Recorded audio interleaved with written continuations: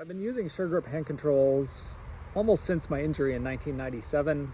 They're made by a Canadian company and I love them. I have no affiliation with them, but I have my fourth set now, and today I'm going to show you how to install them in this Ford F-550.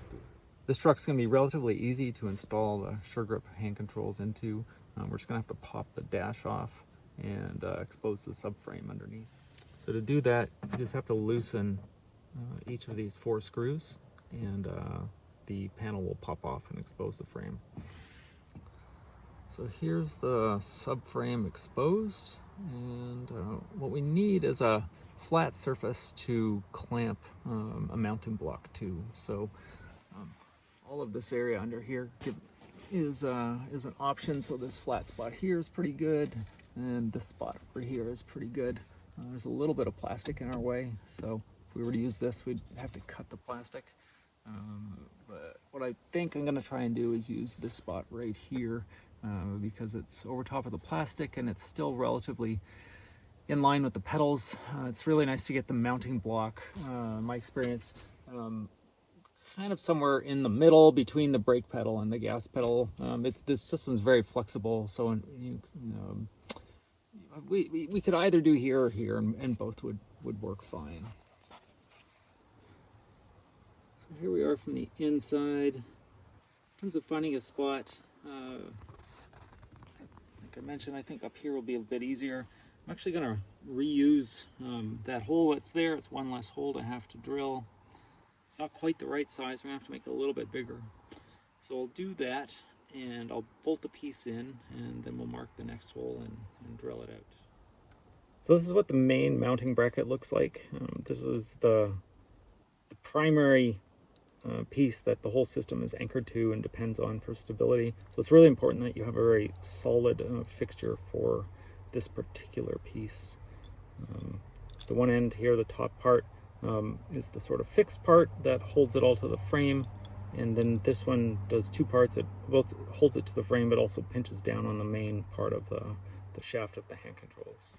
So I don't use it very often, but this is a right angle drill and it's designed to fit into tighter spaces. I just tried the normal drill, and yeah, there wasn't room to get in there to drill the hole. So this is the right tool for the job right now. So I've got the mounting block in using the first hole that was already there that I made just a little bit bigger. Now we're going to have to drill a hole for the second one off to the left.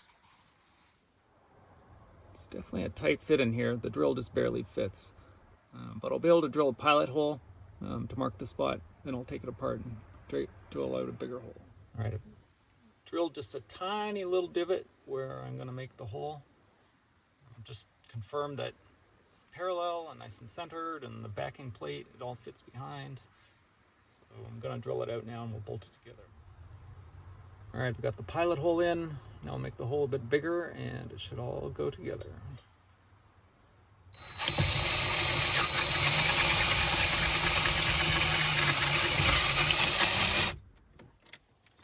I got both holes in and the backing plate on there. And now we're just gonna tighten it down and then we'll see how it all looks.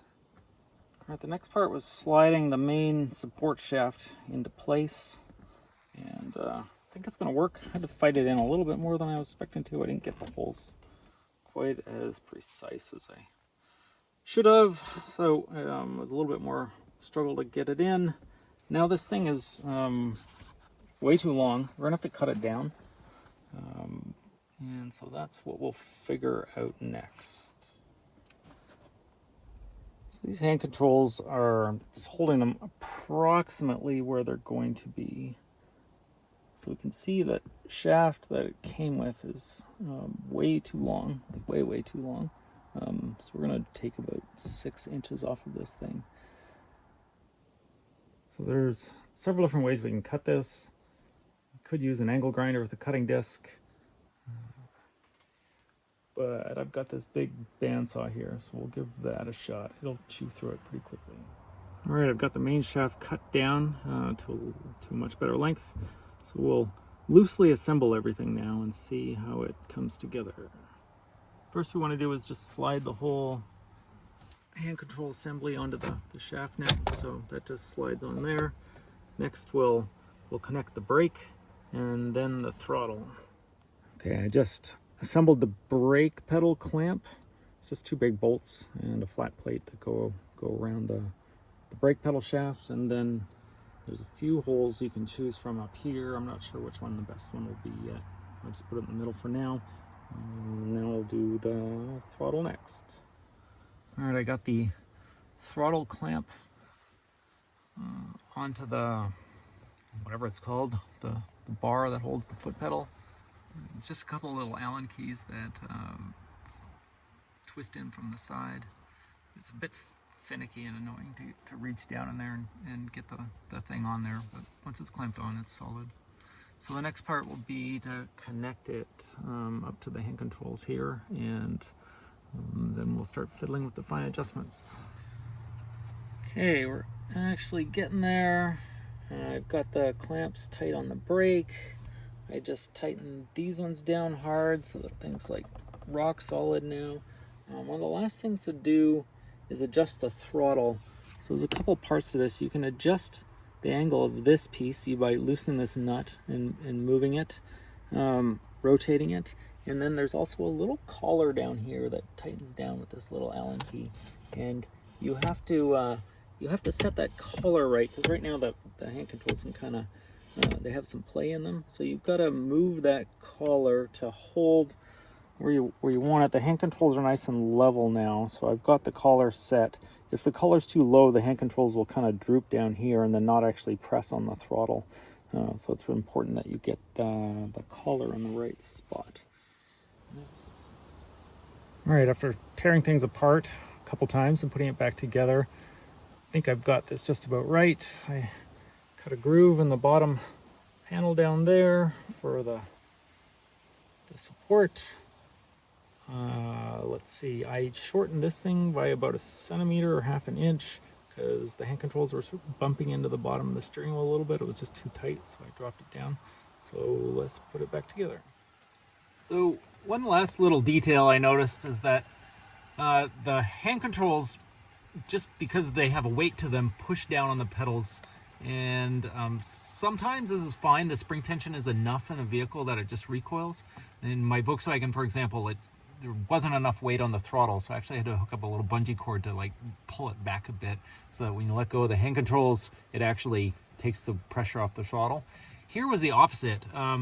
There's a very sensitive switch connected to the brakes on this, so just the weight of the hand controls was enough to trigger that switch and turn the brake lights on. Even though the brakes weren't actually on, it was just enough to have the brake lights on. So my hand controls came with this spring, and I drilled a hole through the shaft of the brake arm there with a self-tapping screw, and then attached the spring to the subframe, and now it pops back just fine, and the taillights no longer come on when my hands aren't on the hand controls. So that was a pretty simple fix. All right, the install's finished. Let's go get the keys and take it for a test ride.